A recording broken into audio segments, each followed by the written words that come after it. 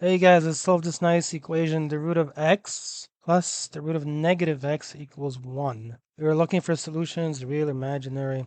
So first I will do the root of x equals 1 minus the root of negative x. Then because here we have the root of x, we can just do the root of x quantity squared equals on the right side 1 minus the root of negative x quantity squared. On the left side, the root and the 2 cancel, so x equals, on the right side you gotta expand, so it's gonna be 1 by squaring, and then minus 2 the root of negative x. I'm using this rule here as a reminder. Something like a minus b quantity squared is a squared minus 2ab. All right, and then at the end you have negative b times negative b, so it ends up being positive b squared, okay? So anyway, there's a negative too for that reason. And then you're going to have plus the negative x, this quantity with the negative here, all of it like this, squared. Okay, so we'll have x equals 1 minus 2 root of negative x.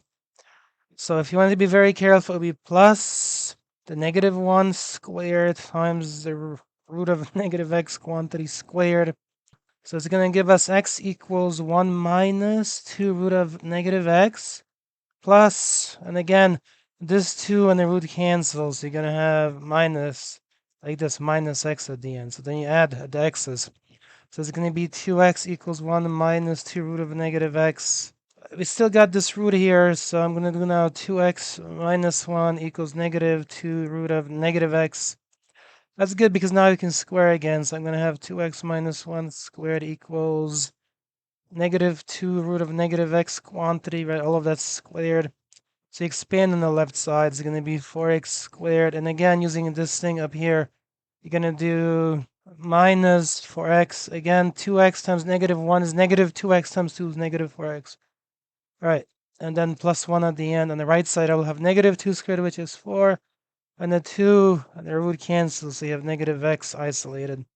So it's 4x squared minus 4x. Now this is for negative x, so on this side it becomes positive for x right here. Well, plus 1 equals 0.